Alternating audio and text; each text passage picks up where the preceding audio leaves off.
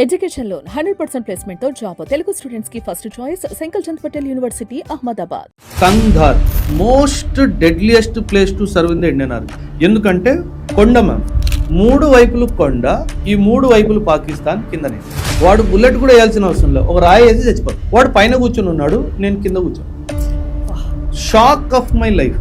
ఒక రాయేస్తే చనిపోయే సిచ్యువేషన్ నుండి 18 months, how did you survive that? భయము అన్న ఒక డైమెన్షన్ కానీ, ఇది ఏమైపోతుందో అన్న భయం కానీ కంప్లీట్ గా కంట్రోల్ ఆల్ డిలీట్ అయ్యింది. రాంగ్ పర్సెప్షన్ లో చూసిన సంగతులు ఏమైనా ఉన్నాయా మిలిటరీ మ్యాన్ గురించి? నేను ఒక పెద్ద ఆయన్ని కలిశాను మ్యామ్, బాగా చదువుకున్న ఆయన కూడా. ఆయన ఒక స్టేట్మెంట్ ఇచ్చాడు, నాకు లేచి కొట్టేయాలనిపించింది. తను ఏం స్టేట్మెంట్ ఇచ్చాడంటే, మా నాన్నగారు నాకు డిసిప్లిన్ మర్యాద నేర్పించకుంటే మాత్రం ఆ రోజు వాడు నా చెవిలో చచ్చిపోయాడు. నా దేశమే నన్ను ఏడిపిస్తుంది అన్న ఫీలింగ్ సోల్జర్కి ఎప్పుడు కలనివ్వదు. ఆర్మీ ట్రైనింగ్ ఎంతైతే డిఫికల్ట్ ఉంటుందో, అక్కడ టెర్రరిస్ట్లు ఎవరైతే ఉన్నారో వాళ్ళ ట్రైనింగ్ అంతకంటే డిఫికల్ట్గా ఉంటుంది. వాళ్ళ దగ్గర అంతకంటే ఎక్కువ వెపన్స్ ఉంటాయి అని విన్నాము. నిజమేనాది? పాకిస్తాన్లో ఆర్మీ వాళ్ళే సపోర్ట్ కూడా చేస్తారు. సో ఒక ఆర్మీ సోల్జర్ ఒక టెర్రరిస్ట్కి ట్రైనింగ్ ఇస్తుంది, అండ్ ఆ ట్రైనింగ్ లో భాగంగా ఐడియాలజికల్ ట్రైనింగ్ కూడా జరుగుతుంది. నిజంగానే హైదరాబాద్ లో కానీ ఎక్కడైనా కానీ పూలు అమ్ముకుంటుంటారు, పళ్ళ వ్యాపారం చేసుకుంటారు, వాళ్ళు కూడా రా ఏజెంట్సే అని వింటూ ఉంటాం. అలా కొన్ని ఇయర్స్ వాళ్ళు ఆ కైండ్ ఆఫ్ జాబ్స్ చేసుకుంటూ హైదరాబాద్ లో అందరినీ అబ్జర్వ్ చేస్తుంటారు అని విన్నాను. అది ఎంతవరకు correct? Regimental head quarters road అటువైపు ఒక బిచ్చగాడు ఉండేవాడు. 2 to 3 months అలాగే ఉన్నాడు. అంటే ఎంత చలి ఉన్నా సరే తను అక్కడే ఉండేవాడు. ఎందుకో ఒకరోజు కమాండింగ్ ఆఫీసర్కి డౌట్ వచ్చి, అయితే వాడిని ఒక రోజు మేము వేసుకున్నాం. తెలిసింది ఏంటంటే, he was an, my God, you will not believe ma'am, మొత్తం కంటోన్మెంట్ అంతా. Hello everyone, welcome to game changers with Lasya Reddy. ఇప్పుడు జరగబోయే పాడ్కాస్ట్, ఫుల్ పాడ్కాస్ట్ ప్రతి ఒక్క ఇండియన్ చూడాల్సిందే. ఎందుకంటే అసలు మిలిటరీ మ్యాన్ ఎలా వర్క్ చేస్తారు, వాళ్ళ సిస్టమ్ ఎలా వర్క్ అవుతుంది, ఎటువంటి డిఫికల్ట్ సిచ్యుయేషన్స్, ఛాలెంజెస్ని వాళ్ళు ఫేస్ చేస్తారు army men. We're proud Indians అని ప్రతిసారి ఒక అటాక్ జరిగినప్పుడు అండ్ ఏదైనా ఇన్సిడెంట్ జరిగినప్పుడే మనం వాళ్ళని గుర్తు చేసుకుంటాము అని బాధపడుతున్న ఒక ఆర్మీ పర్సన్ని. అండ్ అలాగే మెయిన్ ఇంపార్టెంట్ థింగ్, లైఫ్లో ఎలా మనం ఉండాలి, ఎటువంటి వాల్యూస్తో ఉండాలి, ఇటువంటి ప్రతి ఒక్క విషయము ఈ పాడ్కాస్ట్లో అమేజింగ్ గెస్ట్ మేజర్ ఒబ్రాయ్ గారు మనతో పాటు ఉన్నారు. ఆయన చాలా డీటెయిల్గా చెప్పారు. డెఫినెట్లీ మీరు ఇండియన్ అయితే డెఫినెట్లీ ఇది ఫుల్ వీడియో వాచ్ చేయాల్సిందిగా మనస్ఫూర్తిగా కోరుకుంటున్నాను. Let's shoot out some amazing questions to Oberoi sir. Hello sir, నమస్తే. నమస్తే మ్యామ్. నమస్తే అండ్ జై హింద్. జై హింద్. ఎలా ఉన్నారు? I'm good ma'am. నిజంగానే Siachen is the most dangerous place అని విన్నాను ఫర్ ద మిలిటరీ పీపుల్. దానికి పోస్టింగ్కి వెళ్ళాలి అంటే స్టెప్ బ్యాక్ అవుతారా? ఒక్కసారి ఆలోచిస్తారా మిలిటరీ వాళ్ళు ఆ టైంలో? ఆప్షన్ లేదు ma'am. Military service is not a voluntary service. ఒకసారి మీరు జాయిన్ అయిన తర్వాత మీరు ఓత్ తీసుకుంటారు. ఓత్ ఏంటి? నేను ల్యాండ్ ద్వారా కానీ, ఆకాశం ద్వారా కానీ, నీళ్ళ ద్వారా కానీ ఎక్కడికి పంపించిన దేశ సరిహద్దుల్ని కాపాడుతాను అని మీరు ఒక ఓత్ తీసుకుంటారు. కాబట్టి వెనక స్టెప్ అనే చాయిస్ అక్కడ లేదు. దెర్ ఈజ్ నో, అంటే పోస్టింగ్ వచ్చినప్పుడు ఈ పోస్టింగ్ వచ్చింది మీకు ఇది కావాలా అన్న కాన్సెప్ట్ ఆర్మీలో లేదు. ఇది మీ పోస్టింగ్, నెక్స్ట్ పోస్టింగ్, అక్కడే వెళ్ళిపోవాలి. మరి అటువంటి సర్కమ్స్టాన్సెస్లో, అలాంటి వెదర్ ఉన్న సర్కమ్స్టాన్సెస్లో బాడీ కూడా వీకనింగ్ అయిపోతుంటుంది. How you will fight with the enemies? Army దాన్ని అక్లిమటైజేషన్ ప్రాసెస్ ఉంటుంది. అంటే సియాచిన్ హైట్స్ 18,000 feetని దాటుతాయి. మిమ్మల్ని స్టేజ్ వైజ్ అక్లిమటైజ్ చేస్తారు. 6,000 feetలో కొన్ని రోజులు పెడతారు, 9,000 feet, 12,000 feet, 15,000 feet, 18,000 feet, అలా బాడీని నెమ్మదిగా అక్లిమటైజ్ చేస్తారు. అండ్ మీ బాడీ వైటల్స్ అంటే హార్ట్ బీట్ కానీ, బ్లడ్ ప్రెషర్ కానీ రెగ్యులర్గా దాన్ని మానిటర్ చేయడం జరుగుతుంది. బట్ కొన్ని సిచ్యువేషన్స్లో మిలిటరీ మ్యాన్కి ఆ నేచరే చాలా శత్రువులాగా యాక్ట్ చేసిన రోజులు కూడా ఉంటాయి. బికాజ్ ఎక్కడెక్కడో పోస్టింగ్స్ వేస్తూ ఉంటారు అండ్ మీరు చాలా వీడియోస్లో కూడా చెప్పారు, లైక్ ఫ్రాస్ట్ బైట్ కూడా ఉంటుంది. సియాచిన్ బేస్ క్యాంప్లో మ్యామ్, సియాచిన్ పోస్ట్లో కానీ బేస్ క్యాంప్లో కానీ ఫ్రాస్ట్ బైట్ అంటే టెంపరేచర్ బయట యావరేజ్గా -20 నుంచి -40 ఆ రేంజ్లో ఉంటుంది. యావరేజ్గా మీరు గ్లవ్స్ తీసేసి మీ ఫింగర్స్ని కానీ టోస్ని కానీ బయట ఎక్స్పోజ్ చేశారంటే ఫ్రాస్ట్ బైట్ అయ్యింది అంటే దానికి ఇంకా ట్రీట్మెంట్ లేదు. There is no medicine for it. The only medicine is you have to cut the finger. Amputation is the only medicine. మీరు ఈ ఫింగర్ని కట్ చేయకపోతే అది స్ప్రెడ్ అవుతా, చేయి కట్ చేయాలి. ఇది కట్ చేయలేదంటే ఇది మొత్తం ఎల్బో దాకా కట్ చేయాలి. అలా మీ పర్సన్స్ ఎవరైనా ఫ్రెండ్స్ చాలా మంది ma'am. In fact not this frost bite was a common ఇది మ్యామ్. ఇది కాదు మ్యామ్, ఒక ఆఫీసర్ మేజర్, అంటే I was a captain when I went there. I had a senior who was a major. తనకి నర్వస్లో ఏదో ఇష్యూ వచ్చింది. Okay. And army hospital, RR hospital and ఢిల్లీకి తనకి పంపించడం జరిగింది. ఇవాక్యుయేషన్ జరిగింది. ప్రాపర్ హెలికాప్టర్లో తను ఇవాక్యుయేట్ చేశారు. But over a period of time ma'am, 7.5 8 monthsలో you will believe he lost 2 eyes vision. ఒక మనిషి హెల్దీగా పోస్టింగ్ అక్కడికి వచ్చి 8 నెలలలో ఐసైట్ 2 విజన్ పోగొట్టుకున్నాడు అంటే అక్కడ వెదర్ ఎంత డిఫికల్ట్గా ఉంది. ఎన్ని రోజులకు ఒకసారి మిలిటరీ మ్యాన్ వాళ్ళ సొంత ఊరికి కానీ వాళ్ళ సొంత మనుషుల దగ్గరికి వెళ్ళడానికి ఉంటుంది?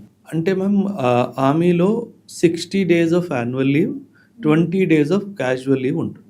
అంటే సంవత్సరంలో 80 రోజులు మనం సెలవు తీసుకోవచ్చు. కానీ సాధారణంగా అన్ని రోజులు సెలవు దొరకవు. ఎందుకంటే ఆర్మీ ఈజ్ బిజీ డిప్లాయిడ్ ఆపరేషన్లో కానీ, పీస్ స్టేషన్లో ఉన్నప్పుడు కూడా చాలా ట్రైనింగ్ ఎక్సర్సైజెస్ ఉంటాయి. 80 days ఉన్నప్పటికీ నేను ఒక అంచనా ప్రకారంగా నేను చెప్తున్నాను, 40 to 45, 50 days వరకు అయితే లీవ్ ఖచ్చితంగా unit generally ensures that everybody goes on leave. But 80 days అందరికీ దొరకదు. Okay. Only lucky few will get to go on leave for 80. అయితే వార్ జోన్స్కి పంపించే మిలిటరీ మ్యాన్ కొంచెం ఎక్స్పీరియన్స్డ్ ఉండాలి అండ్ చాలా ఇయర్స్ మిలిటరీలో ఉండాలి అనేది యూజువల్గా తెలిసి ఉంటుంది. బట్ మొన్న జరిగిన ఇన్సిడెంట్లో మురళీ నాయక్ గారు తెలుసు, he's 23 years old person and చాలా యంగెస్ట్ అండ్ కొత్తగా అప్పుడే మిలిటరీ జాయిన్ అయ్యాడు. అతన్ని ఆ వార్ జోన్కి ఎందుకు పంపించడం జరిగింది, ఏమైనా తెలుసా? మ్యామ్ అలా కాదు. మీరు ఒక స్టేట్మెంట్ చెప్పారు, ఓన్లీ ఎక్స్పీరియన్స్ తర్వాత వార్ జోన్కి పంపిస్తారు. అలా ఏం లేదు. ఓకే. మీరు ఒక్కసారి బేసిక్ మిలిటరీ ట్రైనింగ్ మీది కంప్లీట్ అయిపోయింది, మీరు మీ రెజిమెంట్కి రిపోర్ట్ చేశారు అంటే you are a fit soul. అంతే. You are fit to fight a battle. That is how a basic military ట్రైనింగ్ని అలా డిజైన్ చేశారు. అండ్ ద మూమెంట్ మనం ఎప్పుడైతే మన యూనిట్ కానీ రెజిమెంట్ అంటారు, రెజిమెంట్కి రిపోర్ట్ చేస్తే ఆ రెజిమెంట్ ఫీల్డ్ స్టేషన్లో ఉంటే you are directly in war. Directly basic military training అయిపోయింది, డైరెక్ట్గా వార్ జోన్లో దిగావు. యూనిట్ ఆర్ రెజిమెంట్ పీ స్టేషన్లో ఉంది, నువ్వు రిపోర్ట్ చేసావు, 6 నెలల తర్వాత ఫీల్డ్కి వెళ్ళిపోయింది, then again you are in the war zone. నేను ఏమంటారు ఓటీఏలో 2005లో నా ట్రైనింగ్ అయిపోయింది ma'am. Regiment was in Dehradun and that was one of the youngest regiment of artillery. రెజిమెంటే చిన్నది, youngest regiment of artillery, 3-1 field regiment. ఒక 4.5 months దేహరాదూన్లో ఉన్నాము. వెంటనే మూమెంట్ జరిగింది తంగ్ధార్కి. Tangdhar most deadliest place to serve in the Indian army ఒక విధంగా. ఎందుకంటే కొండ మ్యామ్, 3 వైపులు కొండ, పైన ఎత్తు, ఈ 3 వైపులు పాకిస్తాన్, కింద నేను.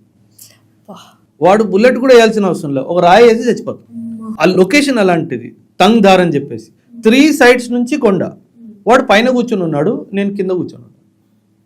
అక్కడ సర్వీస్ అంటే షాక్ ఆఫ్ మై లైఫ్ అన్నమాట. ఎన్ని డేస్ ఎన్ని మంత్స్ ఉన్నారు అక్కడ? 18 months. 18 months ఉన్నారు. 18 నెలలు యూనిట్ పోస్టింగ్. ఎలా ఉన్నారు సార్? అంటే ఒక రాయేస్తే చనిపోయే సిచ్యువేషన్ నుండి 18 months, how did you survive that? State of high alert. అంటే అది నేను 6 months ఆఫ్ సర్వీస్లో అటు వెళ్ళిపోయాను కాబట్టి నేను మిగతా సర్వీస్ నాకు ఎప్పుడు ఇబ్బంది కాలేదు. ఫస్ట్లోనే హైయెస్ట్ పీక్స్ చూసేసి. సో ఫస్ట్ అకాడమీకి వెళ్ళే ముందు ఇంట్లో పీక్స్ చూసా, ఆ తర్వాత అకాడమీలో పీక్స్ చూసా, ఆ తర్వాత రెజిమెంట్లో పీక్స్ చూసా. భయము అన్న ఒక డైమెన్షన్ కానీ, ఇది ఏమైపోతుందో అన్న భయం కానీ కంప్లీట్గా కంట్రోల్ ఆల్ డిలీట్ అయిపోయింది, ఇంకేం లేదు. సో అంటే Tangdhar is a very very difficult place to serve. Maybe మీ ఆడియన్స్లో కూడా కొందరు అక్కడ సర్వీస్ చేసి ఉంటారు, they will understand how difficult Tangdhar is to serve. Tangdhar అంటే కష్టమైన దారి. Tangdhar, dhar means rasta, rasta. Tang means difficult. ఆ పేరే డిఫికల్ట్. దాని పేరే తంగ్ధార్ ఇస్ డిఫికల్ట్. సో మరి అక్కడ సర్వీస్ అన్నది ఆ చాలా టైంలో కమ్యూనికేషన్స్ ఎలా ఉండేవి? Communication radio set. అప్పుడు only with army communications, not with family. 18 months family cinema లేదు మేడం. 18 months లేదు అసలు అలాంటి పోస్టింగ్స్ లో ఆర్మీలో ఫ్యామిలీ అన్న కాన్సెప్ట్ లేదు. బట్ మీ గురించి ఆర్మీ వాళ్ళు అప్డేట్స్ ఇస్తూ ఉంటారా ఫ్యామిలీకి? అంటే ఎలా ఉంటుందంటే మ్యామ్, శాటిలైట్ ఫోన్స్ ద్వారా you could make calls to your families. కాకపోతే దానికి రొటేషన్, ఒక టైం, ఒక సీక్వెన్స్. కానీ ఈ ఫోన్స్ ఇవి కాకుండా నేను చాలా మూవీస్లో అని చాలా రియల్గా చూసింది ఏంటంటే లెటర్స్ పంపించుకుంటూ ఉంటారు. మ్యామ్ అసలు ఇప్పటికీ అది రన్ అవుతూ ఉంటుందా మిలిటరీలో, లెటర్స్ పంపించుకోవడం? చాలా పోస్టింగ్స్ లో ఇప్పటికి కూడా టెలిఫోన్ కనెక్షన్స్ లేవు మ్యామ్. ఇన్ఫ్యాక్ట్ నేను నా ఓన్ ఎక్స్పీరియన్స్ చెప్తాను ma'am. We're posted in Arunachal ప్రదేశ్లో లోహిత్ వ్యాలీ. బ్రహ్మపుత్ర ఎక్కడైతే యూటర్న్ తీసుకొని ఇండియాలోకి ఎంటర్ అవుతుందో ఆ పోస్ట్ పేరు కిబితు, KIBITH, కిబితు పోస్ట్. అప్పట్లో Assam regiment, infantry Assam regiment. నేను ఆర్టిలరీ ఆఫీసర్గా ఐ వాజ్ అటాచ్డ్ దేర్ అనమాట. ఆ కిబితు పోస్ట్లో అంటే it is the north eastern most post of India. అంటే చైనా వాడు అటాక్ చేస్తే ఫస్ట్ పోస్ట్ పోతుంది అదే, ఒకవేళ అటాక్ జరుగుతుంది. సో 5 kilometers వెనక వెలాంగ్ అని చెప్పేసి ఒక ప్లేస్, చాలా ఇంపార్టెంట్ మిలిటరీ హిస్టరీలో వెలాంగ్. అక్కడ శాటిలైట్ ఫోన్ బూత్ ఉండేది. So we use to travel 5 kilometers in mountains. 5 kilometers in mountains equal to 15 kilometers in plane area. ఎక్కి దిగి సో 15 kilometers. ఒకసారి నేను ఒక 6 అంటే safety is important, border area కాబట్టి ప్రాపర్ హైడ్ అండ్ సీక్ ఆ డైమెన్షన్లో 5 kilometers కింద దిగాం. తీరా ఇక్కడికి వచ్చేసరికి శాటిలైట్ బూత్ పనిచేయట్లేదు మనం. అంటే దట్ వాజ్ ది టఫెస్ట్.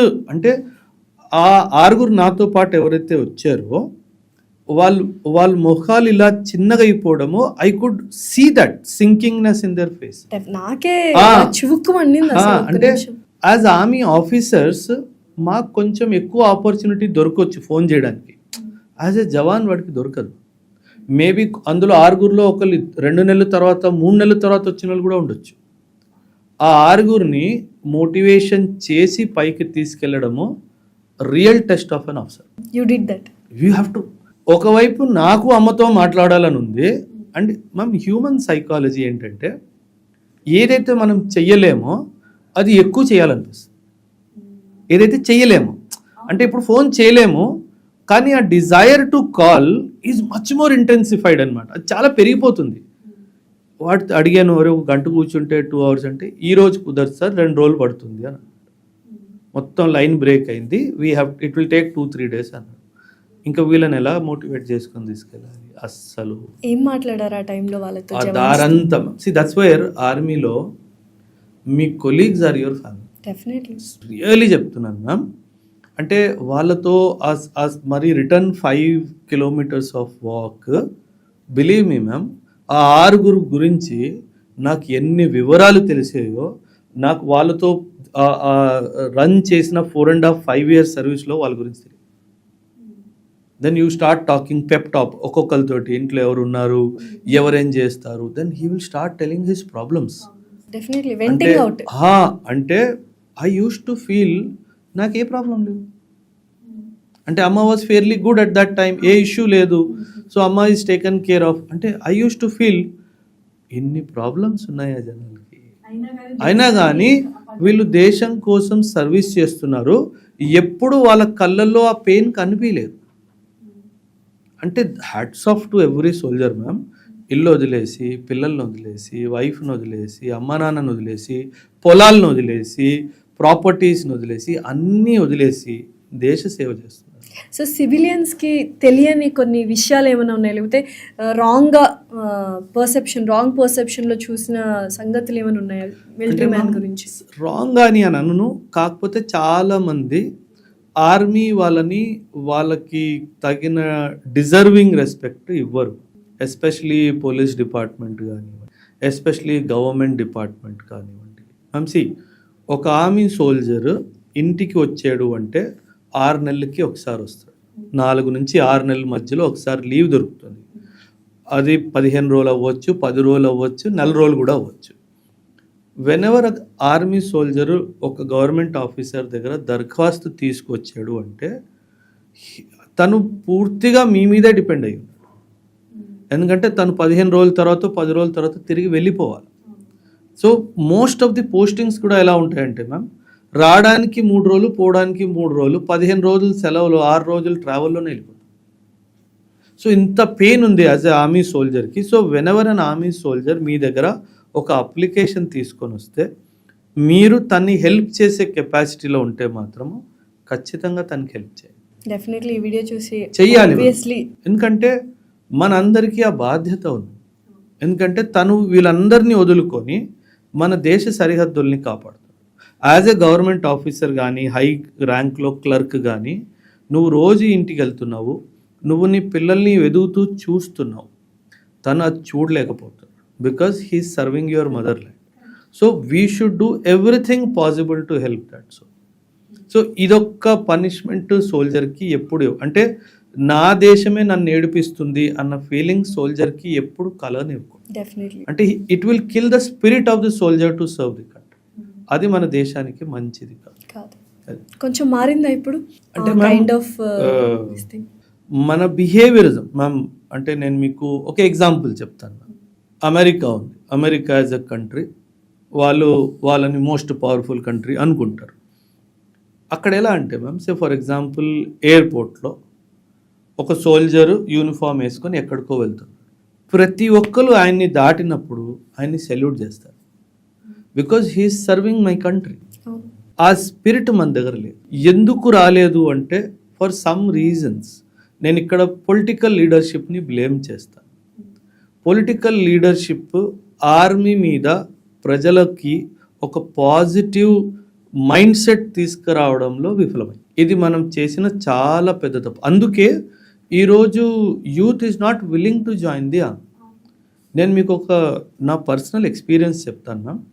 2023 అనుకుంటాను, 2023 or 2024, 2023 అనుకుంటాను ma'am.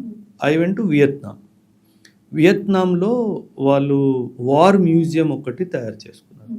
Vietnam fought a war with America 1965 నుంచి 74-75 వరకు వీళ్ళు అమెరికాతో ఒక యుద్ధం పోరాడారు.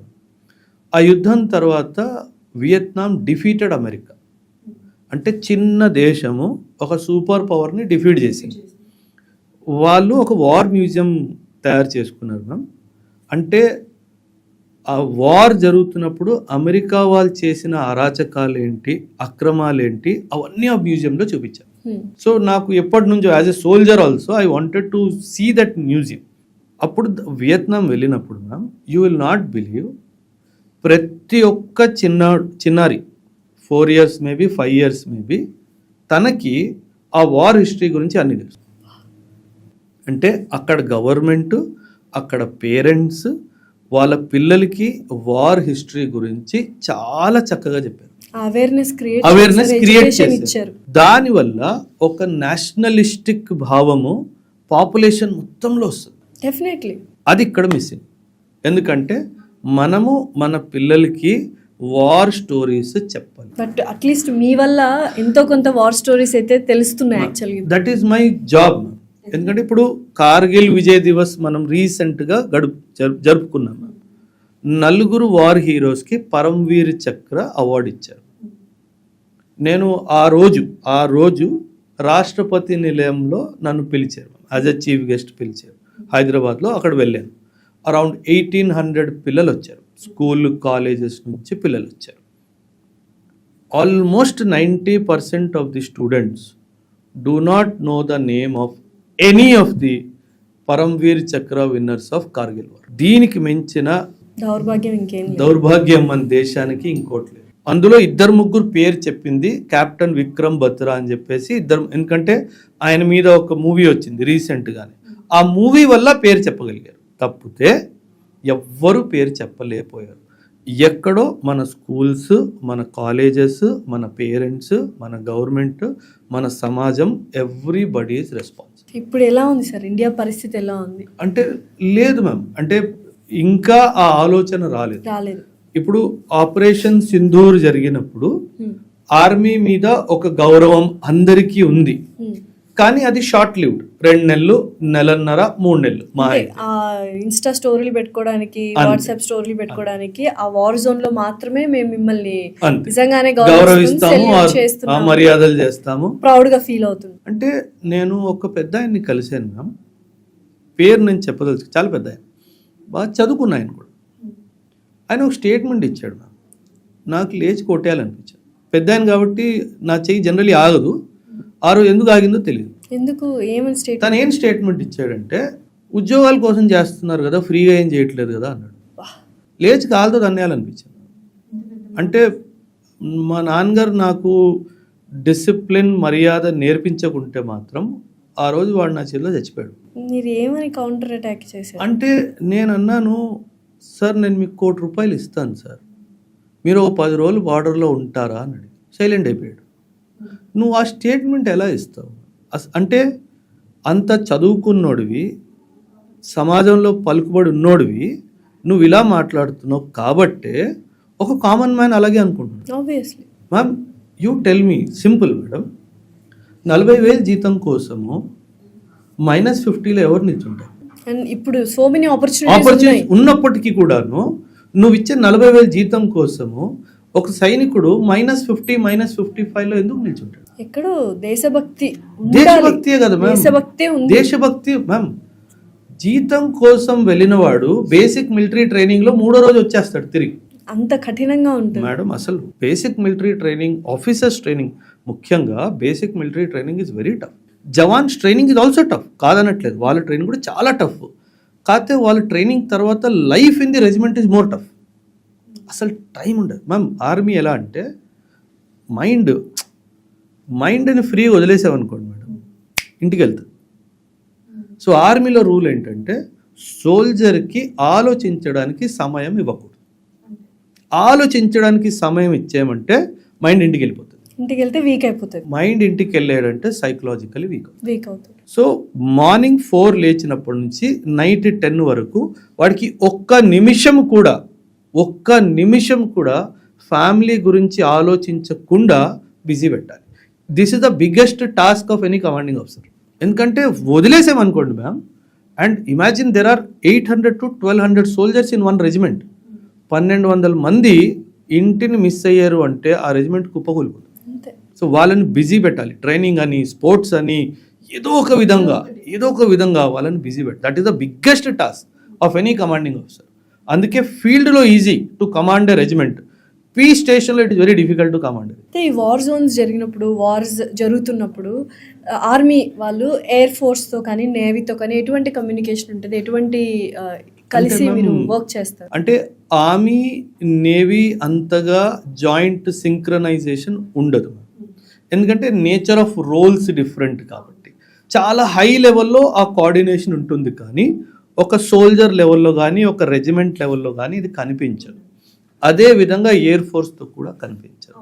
కాకపోతే higher level, maybe brigade headquarters లెవెల్లో, డివిజనల్ హెడ్ క్వార్టర్స్ లెవెల్లో ఆ కోఆర్డినేషన్ ఉంటుందేమో. కానీ as a soldier, as an army జవాన్లో ఒక సోల్జర్ ఉన్నాడు అనుకోండి మ్యామ్, యాజ్ ఎ యూనిట్లో సర్వ్ చేస్తున్నాడు, తను ఎయిర్ ఫోర్స్ జవాన్తో కలిసి, అంటే ఒకే కంటోన్మెంట్లో ఉన్నారనుకోండి, వాళ్ళ ఇల్లులు పక్కనే పీ స్టేషన్లో ఉన్నారనుకోండి, అప్పుడు ఒక ఫ్రెండ్షిప్ ఏర్పడవచ్చు ఏమో, కానీ జాయింట్ ట్రైనింగ్ అనేది సహజంగా ఎక్కువగా ఉండదు. అండ్ ఎందుకు అంటే మ్యామ్, ఆర్మీలో ఒక రూల్ ఉంది, intelligence information only on need to know basis.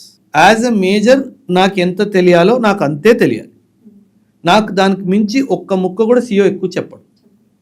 Brigade commander సిఓకి అంతే చెప్తాడు ఎంత సిఓకి అయితే అవసరం. ఎవరికైనా యాజ్ ఎ జవాన్కి తనకి ఎంత తెలియాలో అంతే తెలియాలి, దాన్ని మించి తనకి తెలియడానికి వీల్లేదు. అస్సలు సమస్య లేదు. ఎందుకంటే బ్యాటిల్ ఫీల్డ్లో తను ప్రిజనర్ ఆఫ్ వార్గా తీసేసుకున్నారనుకోండి, తనకు అన్నీ తెలుసు అనుకోండి, అన్నీ చెప్పేస్తాడు. సో తనకి తెలిసినంత మాత్రాన్ని తను చెప్పగలుగుతాడు. సో అందుకే ఎవరికి ఎంత తెలియాలో ఆర్మీలో వాళ్ళకి అంతే చెప్తారు. డ్యూరింగ్ కొన్ని టెర్రర్ అటాక్స్ జరిగినప్పుడు కానీ, for example Pahalgam attack, operation Sindoor టైంలో, వీటన్నిటి టైంలో సోషల్ మీడియా అనేది సివిలియన్స్కి చెప్తుంది ఇలా జరుగుతుంది. అలా చెప్పే ప్రాసెస్లో నిజంగానే మిలిటరీ మ్యాన్ కానీ ఆర్మీ వాళ్ళకి కానీ మేలు జరుగుతుందా, లేదా కొన్నిసార్లు రాంగ్గా జరిగిన టైం కూడా ఏదైనా ఉందా? ఉన్నాయి మ్యామ్. అంటే మినిట్ టు మినిట్ అప్డేట్ ఇవ్వడం వల్ల మీరేమైనా ఫేస్ చేశారా ఆర్మీ? నేను అని కాదు మ్యామ్, 2008లో మన ముంబై మీద అటాక్ జరిగింది, 26 నవంబర్ 2008. అప్పుడు కొన్ని టీవీ ఛానల్స్ ఎన్ఎస్జీ వాళ్ళు చేస్తున్న ఆపరేషన్ని లైవ్ టెలికాస్ట్ టీవీలో చూపించడం స్టార్ట్ చేశారు. మీరు చెప్తే మీరు సర్ప్రైజ్ అవుతారు మ్యామ్. పాకిస్తాన్లో కూర్చున్నవాడు ఎవరైతే ఆ టెర్రరిస్ట్ని కంట్రోల్ చేస్తున్నాడో వాడు ఇండియన్ ఛానల్ పెట్టుకొని ఒరే ఎన్ఎస్జీ ఇక్కడి నుంచి వస్తుంది మీరు ఇటు నుంచి వెళ్ళండి. అంటే ఇది ఎంత దౌర్భాగ్యం. అంటే నువ్వు నీ టీఆర్పీ కోసము దేశ సీక్రసీని అమ్మేసావు, అంతే కదా. సో ఎవరైనా సరే, నేను కూడా చాలా వీడియోస్ ఆర్మీ మీద కానీ చేస్తాను మ్యామ్. కానీ ప్రతి వీడియోలో నేను ఒక్కటే విషయం, నేను చెప్పింది ఓపెన్ సోర్స్లో లేదనుకోండి నేను మాట్లాడు. నన్ను ఎవరైనా, నేను చాలా పాడ్కాస్ట్ కూడా వెళ్తూ ఉంటాను, వాళ్ళు కొన్ని క్వశ్చన్స్ అడిగినప్పుడు నాకు ఇది సీక్రెట్, ఇది సామాన్య ప్రజలకి తెలియకూడదు అని నాకు అనిపిస్తే నేను దాని గురించి మాట్లాడు. ఎందుకంటే they are not suppose to. మొన్న జరిగిన వాటిలో ఏమైనా ఇబ్బంది కలిగించారా సోషల్ మీడియా ఇలా ప్రతిసారి? అంటే టెర్రర్ అటాక్స్ అక్కడ మేము ఎలా అంటే జేఎండ్కేలో సోషల్ మీడియాని గవర్నమెంట్ కంట్రోల్ చేస్తుంది కాబట్టి అక్కడ లైవ్ ఆపరేషన్స్కి పెద్దగా ఇబ్బంది రాదు. అండ్ అక్కడ నో గో జోన్స్ ఉంటాయి, మీడియాకి కానీ ఎవరికి కానీ వెళ్ళడానికి వీల్లేదు. అంటే ఇప్పుడు నేనే జేఎండ్కేలో ఉంటున్నాను, నా ఇంటి పక్కన ఏదైనా జరిగింది, నేను లక్కీలీ నేను ఇంటి పైన నిల్చొని ఉన్నాను, అప్పుడు ఏదో మొబైల్తో షూట్ చేసుకుంటే అది వేరే విషయం, కానీ అదర్వైజ్ దాని ప్రకారంగా వెళ్ళడానికి మాత్రం వీల్లేదు. అయితే ఇప్పుడు చాలామంది ఆర్మీ వాళ్ళ గురించి ప్రతి ఒక్కరు తెలుసు, రా గురించి చాలామందికి చాలా విషయాలు తెలీదు. తెలిసిన ఒక విషయం నేను చెప్తాను, నార్మల్గా అందరూ ఆడియన్స్ అనుకున్నారు. నిజంగానే హైదరాబాద్లో కానీ ఎక్కడైనా కానీ పూలు అమ్ముకుంటుంటారు, పళ్ళ వ్యాపారం చేసుకుంటారు, వాళ్ళు కూడా రా ఏజెంట్సే అని వింటూ ఉంటాం. అలా కొన్ని ఇయర్స్ వాళ్ళు ఆ కైండ్ ఆఫ్ జాబ్స్ చేసుకుంటూ హైదరాబాద్లో అందరినీ అబ్జర్వ్ చేస్తుంటారు అని విన్నాను. అది ఎంతవరకు కరెక్ట్? మేబీ 1000%. మేబీ మీ స్టూడియోలో కూడా రా ఏజెంట్ ఉన్నాడు, మేబీ మీ కెమెరామెన్ రా ఏజెంట్, ఎవరు తెలుసు? 100%. అండ్ 100% మ్యామ్, దాన్ని బ్లెండింగ్ అంటారు. There is a technical term for that, blending. Maybe మీ ఇంటి ముందు ఉన్న పంచర్ షాప్ అతను రా ఏజెంట్. అది చాలా, ఇన్ఫ్యాక్ట్ నేను ఎక్కడ ప్లేస్ చెప్పను, కానీ నేను పర్సనల్గా నేర్చుకున్నది లైఫ్లో పెద్ద లెసన్ చెప్తాను. ఫీల్డ్లో మా రెజిమెంటల్ హెడ్ క్వార్టర్స్ ఉండేది. రెజిమెంటల్ హెడ్ క్వార్టర్స్ రోడ్ అటువైపు ఒక బిచ్చగాడు ఉండేవాడు. అంటే బిచ్చగాడు అంటే ఇంకా బట్టలన్నీ పాడైపోయి మాసిపోయి ఎంటుకలన్నీ అలా ఉండి ఒక బిచ్చగాడు ఉండేవాడు. ఒక 2 to 3 months అలాగే ఉన్నాడు. అంటే ఎంత చలి ఉన్నా సరే తను అక్కడే ఉండేవాడు. ఎందుకో ఒకరోజు కమాండింగ్ ఆఫీసర్కి డౌట్ వచ్చింది. ఏంటి నాకు ఎందుకో డౌట్ కొడుతుంది, he is not a beggar, questionable identity అనే ఒక పదం వాడతాం, క్వశ్చనబుల్ ఐడెంటిటీ. అయితే వాడిని ఒకరోజు మేము వేసుకున్నాం. తెలిసింది ఏంటంటే he was an ISI informer. వాడి పని ఒకటే ఒక పని, he had a satellite phone with him. ఒక్కటే పని, రెజిమెంట్ గేట్ నుంచి బండి బయటికి వెళ్తే అది రైట్కి వెళ్ళిందా లెఫ్ట్కి వెళ్ళిందా చెప్పాలి, అంతే. వాడి జాబ్ ఒక్కటే జాబ్. వీలైతే బండిలో ఎంతమంది కనిపిస్తున్నారు, అంటే ఫాస్ట్గా, అంటే మూమెంట్ ఆపరేషనల్గా వెళ్ళిందా లేదా నార్మల్గా రొటీన్ ఆపరేషనల్కి వెళ్ళే స్పీడ్లో వెళ్ళిందా, ఈ విషయాలు చెప్పడం తన బాధ్యత. ఎన్ని మంత్స్ ఉన్నాడు సార్? ఒక 2.5 months. ఓకే. అసలు that was revolution of my life time. అంటే తను ఆబ్వియస్లీ ఎనిమీ కంట్రీకి సంబంధించినోడు, కానీ ఆ కంట్రీ కోసము తను ఒక బిచ్చగాడ్ లాగా 2.5 months మాకు కనిపించాడు. దాని ముందు ఎక్కడ కూర్చున్నాడో తెలియదు మనకు తెలియదు. You will not believe ma'am, మొత్తం క్యాంటోన్మెంట్ అంతా అసలు జల్లడ్లా పెట్టేశాను, ఒక్కొక్కడిని పట్టుకొని అందరినీ. ఇంకా so that was a big revolution. అంటే జనరలీ జరగదు, అంటే ఒక్కొక్కసారి మిస్ అవుతాం అంతే. అసలు అంటే ఒక ఐఎస్ఐ ఏజెంట్ అని మీరు ఎలా అంటే పార్ట్ ఆఫ్ లెర్నింగ్. అంటే మాకు బేసిక్ మిలిటరీ ట్రైనింగ్లో అన్నీ నేర్పిస్తారు, కానీ మేము బిజీ ఉండడం వల్ల, అంటే అది that was not a pure field station also, it was a semi field station. దానివల్ల అది మేము మిస్ అయ్యామన్నది మాకు అర్థమైంది. But it was a big lesson. కానీ ఆర్మీ ట్రైనింగ్ ఎంతైతే డిఫికల్ట్గా ఉంటుందో అక్కడ టెర్రరిస్టులు ఎవరైతే ఉన్నారో వాళ్ళ ట్రైనింగ్ అంతకంటే డిఫికల్ట్గా ఉంటుంది, వాళ్ళ దగ్గర అంతకంటే ఎక్కువ వెపన్స్ ఉంటాయి అని విన్నాము. నిజమేనా అది? అవును మ్యామ్. టెర్రరిస్ట్ అండ్ ఆర్మీ సోల్జర్కి కంపారిజన్ అయితే లేదు. No, not at all. No, not comparing. అంటే కంపారిజన్ ఎందుకు లేదు అంటే, మోస్ట్ ఆఫ్ ది పీపుల్ ఎవరైతే టెర్రరిస్ట్గా మారుతారో, నేను నా అనుభవంతో చెప్తున్నాను, మోస్ట్ ఆఫ్ దెమ్ డబ్బుల కోసం చేస్తారు. డబ్బుల కోసం వాళ్ళు టెర్రరిస్ట్లా మారుతారు. అంటే ఇంట్లో 5 ఉన్నారనుకోండి, పరిస్థితులు బాగాలేవు, టెర్రరిస్ట్ ఆర్గనైజేషన్ వాళ్ళు ఏదో ఆఫర్ ఇచ్చారు, నువ్వు వస్తే 10 లక్షలు ఇస్తాము, 20 లక్షలు ఇస్తాము అని చెప్పారనుకోండి, 5 ఎవరో ఒకరు వాలంటీర్ వెళ్ళిపోతారు and they will come to join the terrorist camp. వాళ్ళకి ట్రైనింగ్ ఇచ్చేది టెర్రర్లో ఎవరైతే హెడ్ క్వార్టర్స్లో ట్రైనింగ్ ఇన్ఛార్జెస్ ఉంటారో, పాకిస్తాన్లో ఆర్మీ వాళ్ళే సపోర్ట్ కూడా చేస్తారు. సో ఒక ఆర్మీ సోల్జర్ ఒక టెర్రరిస్ట్కి ట్రైనింగ్ ఇస్తుంది అక్కడ. అండ్ ఆ ట్రైనింగ్లో భాగంగా ఐడియాలజికల్ ట్రైనింగ్ కూడా జరుగుతుంది. అదేంటి? సైకలాజికల్గా, అంటే మన మీద ద్వేషం ఎలా పెంచాలి తనలో. మ్యామ్, ఒకరిని చంపేయడం అంటే అంత ఈజీ కాదు. ఒక చంపాలి అనే ఆలోచన రావాలి అంటే నేను సైకలాజికలీ ఆ టెర్రరిస్ట్ మైండ్ మొత్తం బ్రెయిన్ వాష్ చేయాలి. సో ఒకవైపు ఫిజికల్ ట్రైనింగ్, ఇంకోవైపు psychological training, and best of the weapons, military tactics అన్నీ నేర్పించి పంపిస్తున్నారు. సో కాకపోతే ఇక్కడ ఏంటంటే ఆర్మీ మొత్తం రెజిమెంట్, ఒక వ్యవస్థ, ఒక ఇన్స్టిట్యూషనల్ మొత్తం సపోర్ట్ ఉంది కాబట్టి ఒక టెర్రరిస్ట్ మొత్తం ఆర్మీ లేదు. ఈ క్వశ్చన్ ఎవరు అడుగుండరు. If you want you can say, మీరు ఎంతమంది శత్రువుల్ని సంహరించారు మీ 10 years ఆఫ్? వద్దు. అంటే ఆపరేషన్స్లో ఎలా జరుగుతుందంటే మ్యామ్, మేము ఒక పదం వాడతాము, కాంటాక్ట్ అనే పదం వాడతాం. కాంటాక్ట్ అంటే ఆ రోజు ఆ మిలిటెంట్ కానీ శత్రువుకి మాకు ఎదురయ్యాం, ఫైరింగ్లో ఎదురయ్యాం అనేసి.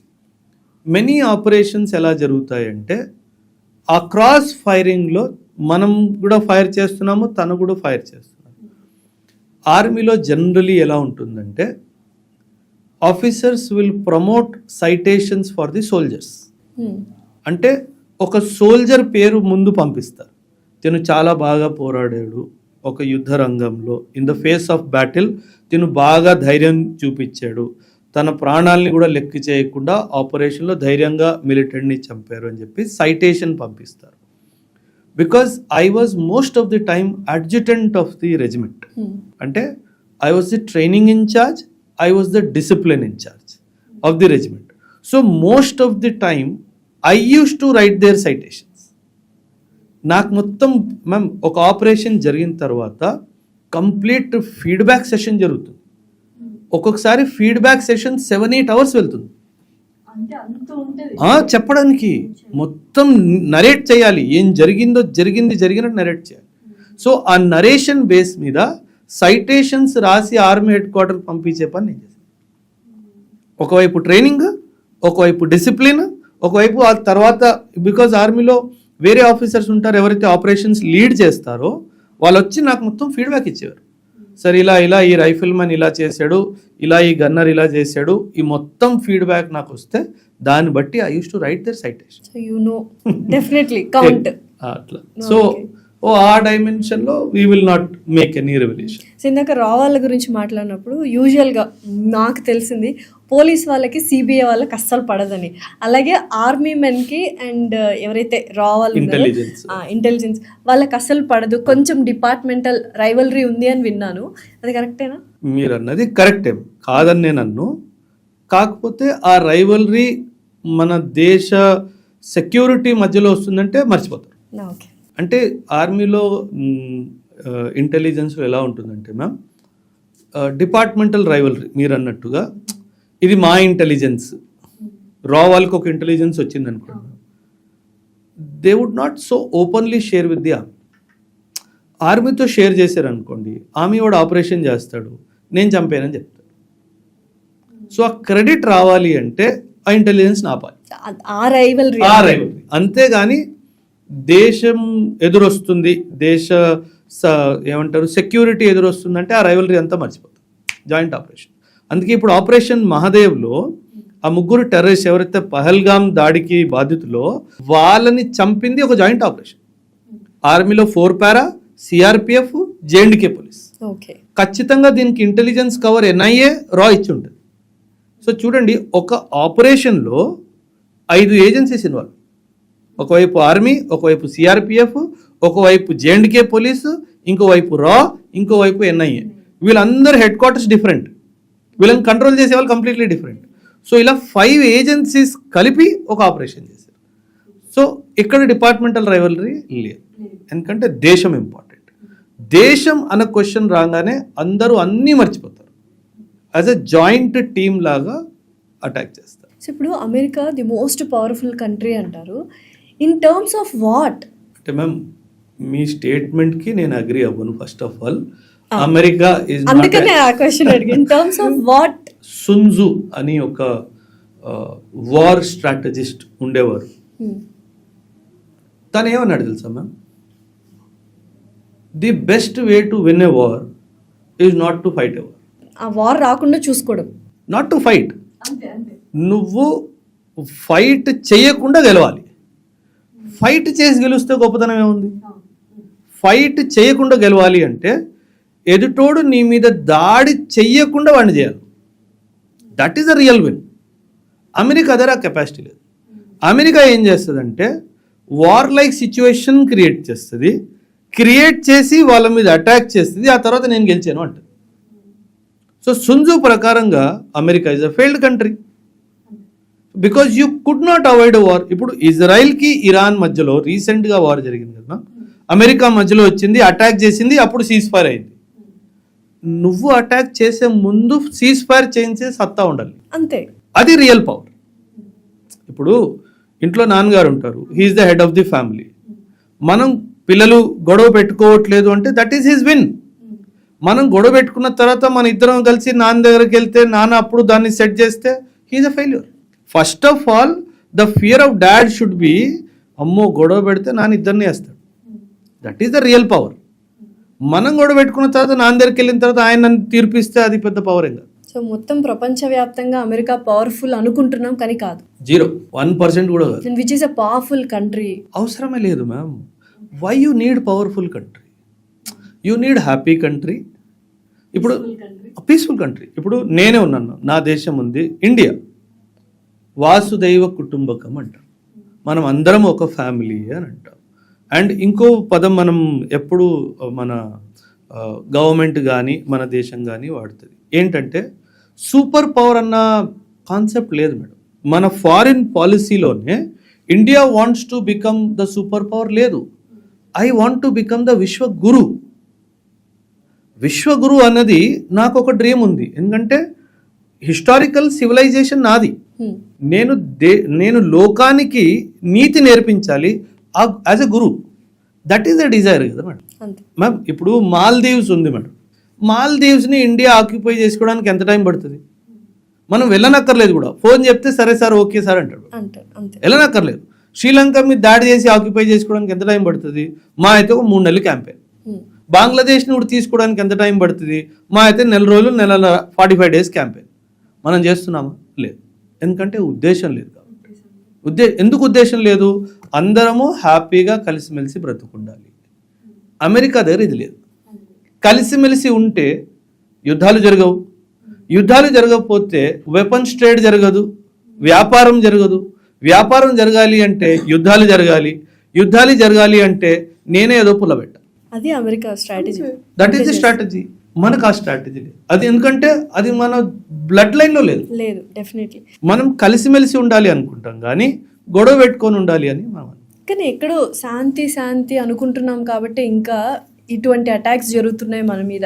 ఇప్పుడు భారతదేశం మొత్తం పాకిస్తాన్ని అటాక్ చేసి 1 నిమిషంలో ఇలా అవ్వగొట్టేయచ్చు అని అందరికీ తెలిసిన విషయం. చైనాకి భయపడుతుందా? మనం- చైనా విషయంలో ఎందుకో వెనకడుగేస్తుంది భారతదేశం అని చాలా మంది అనుకుంటున్నారు. భయం కాదు, జాగ్రత్త. ఎందుకంటే మ్యామ్ నేషనల్ పవర్ అనే ఒక కాన్సెప్ట్ ఉంటుంది. Military power, diplomatic power, political power, soft power, ఇవన్నీ కాంబినేషన్లో నేషనల్ పవర్ వస్తుంది. ఓకే. నేషనల్ పవర్ కంపారిజన్లో చైనా మనకి పైన ఉంది. ఎందుకంటే మనకన్నా పెద్ద దేశం, బై ల్యాండ్ ఆల్సో, ఎకానమీ కూడా చాలా పెద్దది కాబట్టి, మన దగ్గర డెమోక్రసీ ఉంది, వాళ్ళ దగ్గర కమ్యూనిజం ఉంది కాబట్టి వాళ్ళు మనకన్నా ఫాస్ట్గా ఎదిగారు, మనకన్నా పెద్దగా ఎదిగారు. ఎప్పుడైనా సరే మీ ఎనిమి నీకన్నా బలవంతుడు అంటే తనతో యుద్ధం అవాయిడ్ చేయడంలోనే గెలుపు. అంతే కదా, తెలివిగా వ్యవహరించడం. అండ్ గెలుస్తామా గెలవకపోవడం అన్నది సెకండరీ. యుద్ధం జరిగితే ఖచ్చితంగా ప్రతి భారత పౌరుడు, ప్రతి భారత సైనికుడు తను లాస్ట్ వరకు ఫైట్ చేస్తాడు, అందులో డౌట్ లేదు. కాకపోతే తెలివి ఏంటంటే అది అవాయిడ్ చేయడం. బట్ తను నా మీదకి దాడికి వస్తున్నాడు అంటే ఇంక ఖచ్చితంగా నిల్చొని ఫైట్ చేయడం. సో నిల్చొని ఫైట్ చేసే కెపాసిటీ ఇండియాకి equal with China. Ma'am, military ఎప్పుడైనా సరే, మిలిటరీ పవర్ అని మనం అంటాం కదా, మిలిటరీ పవర్కి 2 డైమెన్షన్స్ ఉంటాయి. ఒకటి సైనికుడి మనోబలం, రెండవది ఆయుధం. మనోబలంలో నా సైనికుడు చైనీస్ సైనికుడి కన్నా 10 రెట్లు ఎక్కువ. 10 రెట్లు ఎక్కువ. ఎందుకో నేను చెప్తాను, ఒక్క నిమిషం. రెండవది ఆయుధ బలం. ఆయుధ బలం విషయంలో చైనీస్ సైనికుడు పెద్దడు, ఎందుకంటే ఆయుధ బలం ఎక్కువ కాబట్టి. మనోబలం ఎందుకు ఎక్కువ అంటున్నానంటే, మీరు చాలా లాజిక్ ఉంది, వినండి మ్యామ్. చైనాలో 60s, 70sలో, 1960s, 70sలో వన్ చైనా పాలసీ అని వచ్చేది. One child policy, single child. అంటే ఇప్పుడు సైన్యంలో ఉన్న సైనికుడు ఒక్కడే కొడుకు. ఓకే, ఒక్కడే కొడుకు. వైఫ్ ఉంటే పిల్లలు, ఒకవేళ ఓన్లీ వన్ చైల్డ్ అగైన్ అమ్మ నాన్న. ఒక్కడే చైల్డ్ అంటే వైఫ్ వచ్చిందంటే అక్కడ కూడా తను ఒక్కడే చైల్డ్, ఒక్కతే చైల్డ్. వైఫ్, తిన అమ్మా నాన్న, తన అమ్మా నాన్న, 4, 5, 6. వాళ్ళ పేరెంట్స్ కూడా ఇంకా బతుకుంటే, ఎందుకంటే చైనాలో లైఫ్ ఎక్స్పెక్టెన్సీ చాలా ఎక్కువ. So 2 grand parents, 2 parents, 2 grand parents, 2 parents, 8, wife 9, నేను 10. 10 మందికి సంపాదించేవాడు ఒక్కడు. నిల్చొని ఫైట్ చేస్తాడా? అది మనోబలం.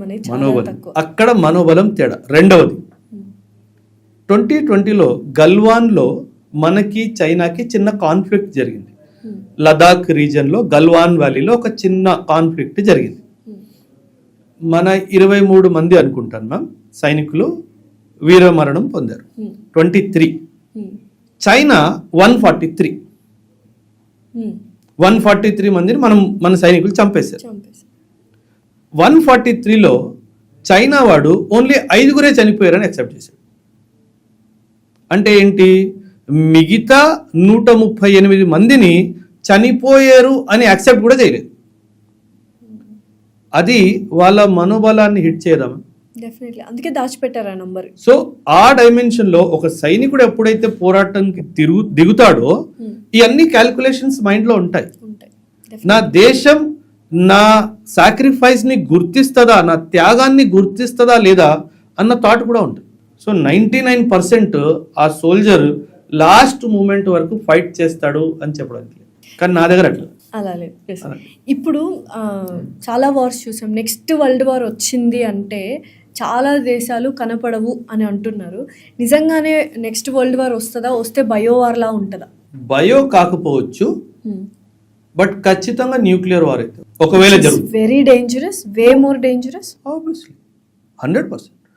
మ్యామ్, న్యూక్లియర్ ఆయుధం, అందుకే దాన్ని వెపన్ ఆఫ్ మాస్ డిస్ట్రక్షన్ అంటారు. కాకపోతే కంట్రోల్ మెకానిజం కూడా దాన్ని చాలా స్ట్రాంగ్ ఉంది. న్యూక్లియర్ ఇప్పుడు రష్యా న్యూక్లియర్ వెపన్ వాడింది అనుకోండి యుక్రెయిన్ మీద, అమెరికా వదులుతుందా? సమస్య లేదు. అప్పుడు రష్యా మీద అమెరికా న్యూక్లియర్ దాడి చేస్తే చైనా అమెరికాను వదులుతుందా? లేదు. సో ఇలా ఒక nuclear conflict world war shape తీసుకునే అవకాశం ఉంది. బట్ నా అనుమానం ఆర్ అంచనా నేను చదువుకున్న 4 పుస్తకాలు, నేను సర్వీస్ చేసిన ఒక 10 సంవత్సరాలు జరగకపో వరల్డ్ వార్ జరగదు. ఎందుకంటే ఆపేస్తారు, తెలుసు ఇట్ విల్ డెస్ట్రాయ్ హ్యూమానిటీ అన్న ఆలోచన ఉంది. వాళ్ళ ఓన్ కంట్రీ కూడా it's a threat. Everything humanity లేకపోతే థ్రెట్ కాదు. సో అందుకే అది జరగకపోవచ్చు అన్నది నా ఆలోచన. అసలు ఎక్కడ చూసినా మీరే కనిపిస్తూ ఉన్నారు. యూపీఎస్సీ అన్నా మీరే, మిలిటరీ అన్నా మీరే, ఇండియన్ పాలిటిక్స్ గురించి అన్నా మీరే, జియో పాలిటిక్స్ గురించి అన్నా మీరే. ఇట్ వాజ్ నిజంగా ఐ ఫెల్ట్ వెరీ హ్యాపీ. ఎందుకంటే చాలామంది స్టూడెంట్స్ కావచ్చు, చాలామంది ఇండియన్స్ కావచ్చు, చాలా ఇన్స్పైర్ అయ్యారు మీరు చెప్పిన మాటలు విని. ఇలా కూడా ఉంటుందా మిలిటరీలో, ఇంత ఫేస్ చేస్తున్నారా, ఈ కైండ్ ఆఫ్ థింగ్స్ జరుగుతున్నాయని. సో ప్రతి ఒక్క దాని గురించి చెప్పారు. I just wanted to know about your life first. అసలు ఎలా మీరు మిలిటరీలోకి వెళ్ళాల్సి వచ్చింది అండ్ ఎందుకు క్విట్ అయ్యి మళ్ళీ యూపీఎస్సీ దాంట్లోకి వచ్చారు. Just want to know brief thing about it. Ma'am, actually, my grandfather was an IPS officer, and dad was in Navy, and and my great grandfather was under the British Empire. So probably uniform బ్లడ్లోనే వచ్చేసింది అనుకుంటా. ఎందుకంటే I was planning to go to America to do my masters in information systems 2001-2002లో ఉస్మానియా యూనివర్సిటీలో I was doing my MSIS అని చెప్పేసి we are the first batch, experiment batch అని వచ్చింది. So first year we are suppose to do in Osmania university. First year Osmania యూనివర్సిటీలో చేసి రెండవ సంవత్సరం we are suppose to go to eastern Michigan university. That was the plan. And top ముగ్గురికి GMAT exam స్కోర్ని బట్టి పంపిస్తాము అన్నట్టుగా చెప్పారు. So incidentally I was one of the top students they. So కాకపోతే అప్పుడే one of my friend was one of my senior in the Osmania university management క్యాంపస్లో he had passed what you call OTA entrance, SSB pass అయ్యి he was going. యాక్సిడెంటల్గా నేను తన్ని gate దగ్గర కలవడం జరిగింది. యాక్సిడెంటల్, అసలు pure accidental. So he was like I'm going over. అంటే NCCలో ఉన్నాను, ఆర్మీ కెరియర్ అనే థాట్ సబ్ కాన్షియస్ మైండ్లో ఉంది, కానీ అది ఫర్ సమ్ రీజన్ ముందుకు రావట్లేదు. సో అంటే ma'am we are a generation doing మా గ్రాడ్యుయేషన్ 99, 2000, 2001. అప్పట్లో IT is just coming up in the boom అనమాట. And going to America was the dream. And అందులో ఐ వాజ్ డూయింగ్ వెల్, చదువులో కూడా బాగానే ఉన్నాను. అంత డబ్బు లేకపోయినా, because I'm from a pure middle class family. Father salary 13,500 per month. నేను 2001-2002 మాట్లాడుతున్నాను. సో ఆ స్థాయిలో ఉంటూ నాన్న he spoke to Syndicate bank people. They said మేము ఇస్తాము, స్టడీ లోన్ ఇస్తాము, స్టూడెంట్ లోన్ ఇస్తాము అంటే at that time some 16 or 18 lakh 2001-2లో. And dad was okay. And the అప్పు అన్నది వచ్చాక, ఉద్యోగం అయిపోయాక, MS అయిపోయాక తీర్చాలి కాబట్టి ఐ కెన్ డూ ఇట్ అనేసి. బట్ తిన్ని నేను గేట్ దగ్గర కలిసిన తర్వాత ఎందుకో మైండ్లో స్ట్రైక్ అయింది, నేను అమెరికా వెళ్ళి కరెక్ట్ చేస్తున్నానా లేదా. ఒకరోజు మేబీ నెక్స్ట్ డే మరుసటి రోజు నాన్నతో కూర్చొని ఇలా మా సీనియర్ వెళ్తున్నారు, నాకు కూడా వెళ్ళాలని ఉంది, వాట్ ఈజ్ యువర్ ఒపీనియన్ అని నాన్న అడిగాను. సో నాన్నగారికి చెప్పారు. What was his expression? నేను నాన్నతో డిస్కస్ చేసినప్పుడు హీ స్మైల్డ్. ఎందుకు స్మైల్ చేశారో నాకు అర్థం కాదు. తర్వాత అమ్మతో మాట్లాడినప్పుడు అమ్మ టోల్డ్ దట్ వెన్, అంటే నేను అమెరికా వెళ్ళాలి అని అనుకున్నాను కదా. సో నాన్న ఏమనుకున్నారంటే మేబీ అమ్మ వాళ్ళ పోలికలు నాకు వచ్చాయేమో, యూనిఫామ్ సర్వీసెస్లో వీడికి ఇంట్రెస్ట్ లేదేమో అని he discussed with her it seems. నాకు ఇక్కడ వెళ్ళాలని ఉంది అనగానే ఒక స్మైల్ ఇచ్చారు కదా, నాకు అప్పుడు అర్థమైంది తను ఎందుకు స్మైల్ ఇచ్చారు అని. ప్రౌడ్ మూమెంట్ అంటే ఒక ప్రౌడ్ మూమెంట్. అంటే నాలాగే నా కొడుకు కూడాను దేశ సేవకు వెళ్ళాలి అని ప్రాబబ్లీ. కాకపోతే మ్యామ్ సీది అంటే తన ఆలోచన తీరు చూడండి, నేను డిసిజన్ ఇవ్వను, నువ్వు డిసిషన్ తీసుకో, నువ్వు ఏ డిసిషన్ తీసుకున్నా I will agree to. Force చేయలేదు, లేదు అస్సలు లేదు. అండ్ హీ వాజ్ లైక్ నీ డిసిషన్ కదా, it is your life, you live. కాకపోతే the moment I told him I have decided to join the army, ఆ రోజు నుంచి మ్యామ్ నేను అకాడమీకి వెళ్ళేంత వరకు every day he was my PT master.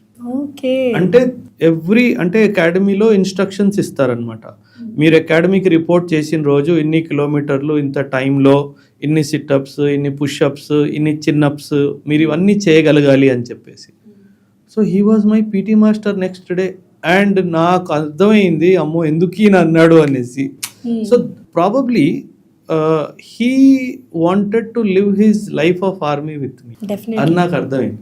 నేను ఈ అప్లికేషన్ ఫిల్ చేయడము, నేను వెళ్ళడము అరౌండ్ 11 months టైం. అక్కడ ట్రైనింగ్ జరిగింది 10 months.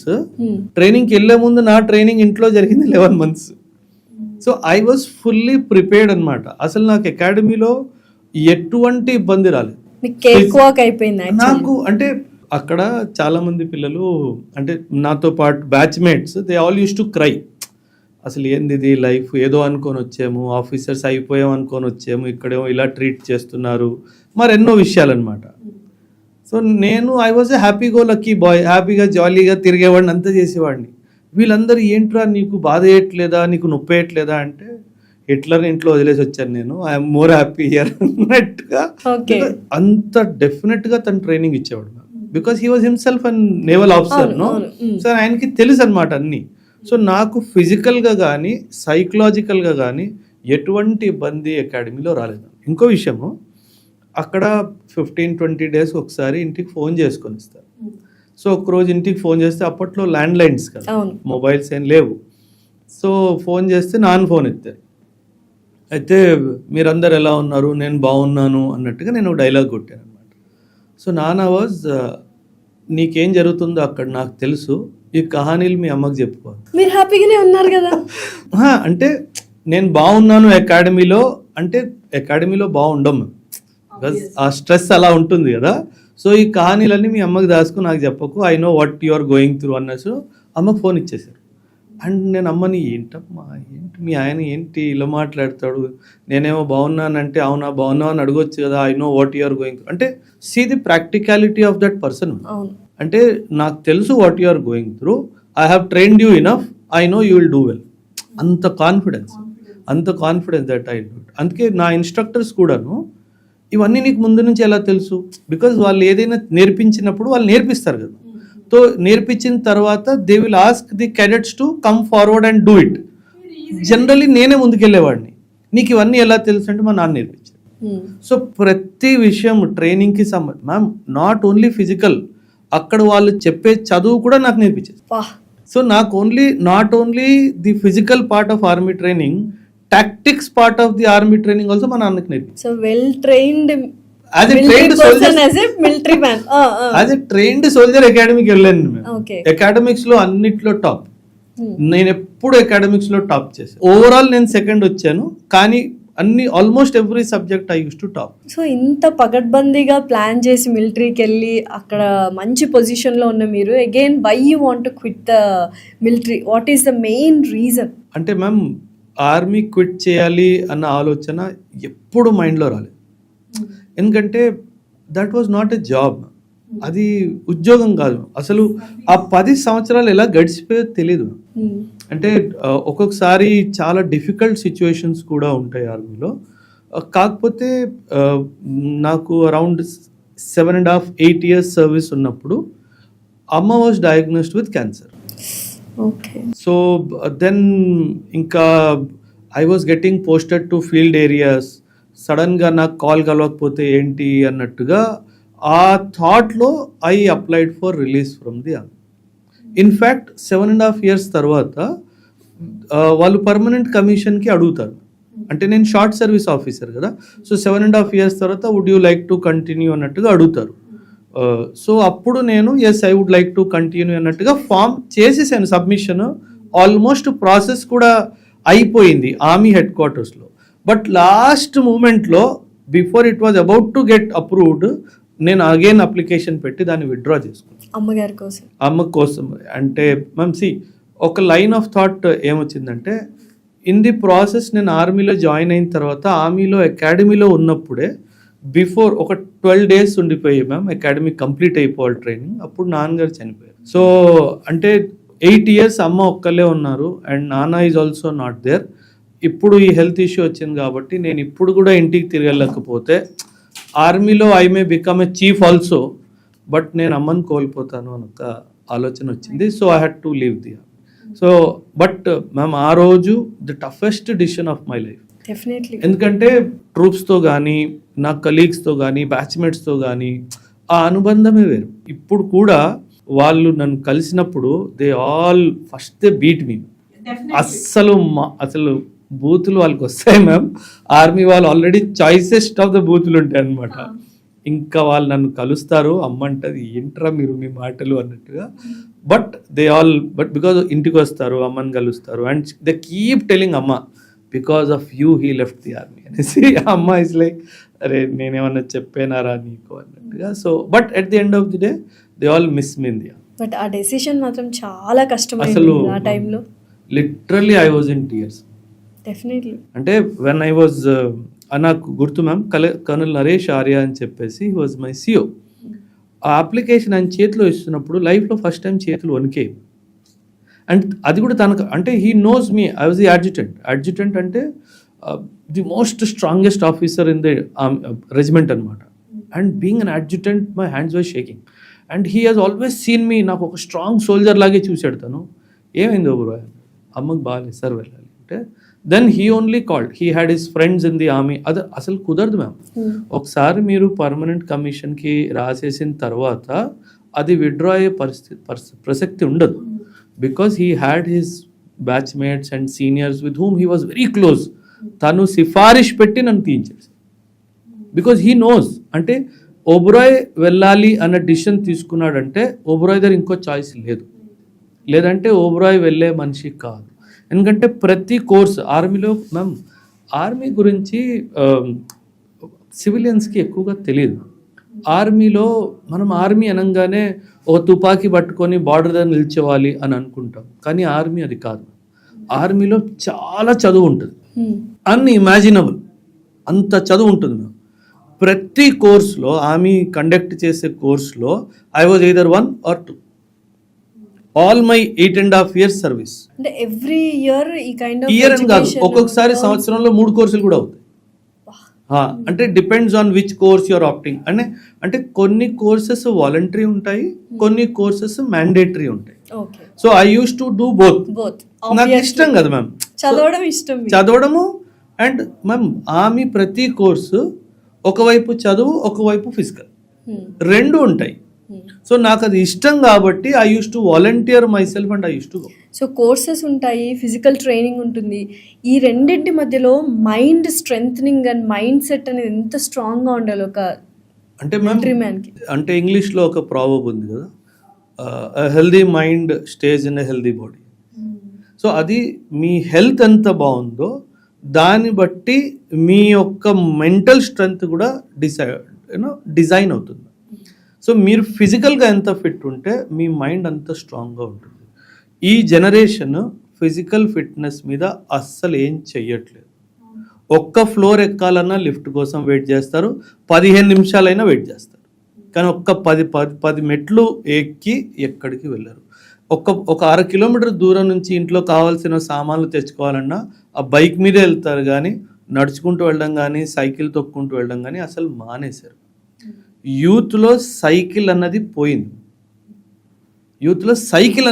ఇన్ఫ్యాక్ట్ నేను ఆర్మీలో 3 years సర్వీస్ వరకు ఏ కోర్స్కి వెళ్ళినా అందరూ బైక్స్, కార్ తీసుకుంటుంటే నేను సైకిల్ తీసుకునేవాడిని. I was called this cycle man. I use to love cycling because ma'am see bike or car అన్నది మనం చాలా ఫాస్ట్గా వెళ్ళిపోతాము, ఆ సరౌండింగ్ నేచర్తో కనెక్ట్ ఎస్టాబ్లిష్ అవ్వదు. మీరు నడుచుకుంటూ వెళ్తే కానీ సైక్లింగ్ చేసుకుంటూ వెళ్తే కానీ ఆ నేచర్తో మీ కనెక్షన్ బ్యూటిఫుల్గా, అంటే you will not believe ma'am. నేను దేవ్లాలి నాసిక్ దగ్గర ఒక ప్లేస్ ఉంది దేవ్లాలి అనేసి, అక్కడ ఆర్టిలరీ స్కూల్ ఉంది, స్కూల్ ఆఫ్ ఆర్టీ అనేసి ఉంది. మా మెస్ బికాజ్ యూఆర్ యంగ్స్టర్స్, అంటే కొత్తగా కమిషన్ అయ్యాం కాబట్టి కొండ చివరన మా మెస్ ఉండేది, కొండ పైన మా మెస్, డెల్టా మెస్ అని మా మెస్ ఉండేది. మెస్కి మా క్లాస్కి ఒక 2.5-3 kilometers డిస్టెన్స్ ఉండేది. అండ్ ఈ వైయోస్ కోర్స్ అనేది 6.5-7 months కోర్స్ ఉంటుంది, వైయోస్ కోర్స్. నేను ఆ 6.5 monthsలో కొండ మొత్తం చేంజ్ అవుతూ చూశాను. అంటే from dry to green, from green to flowers, అదంతా I could experience that so ఆ nature nature enjoyed it. Because I use to cycle. ఒక్కొక్కసారి ఆగి I use to appreciate the beauty of nature. అంత beautiful nature ma'am. When you are on bike you will not. Not so definitely. ఆ స్పీడ్లో మీరు నేచర్తో connect అవ్వరు. So నేను పిల్లలకి చెప్తాను, the more you are connected with nature, the nature will guide you and protect.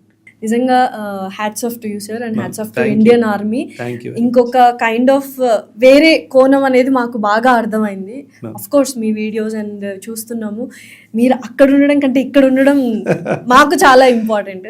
Thank you so much Oberoi garu. Thanks. Thank you very much for calling me ma'am. అందరికీ జై.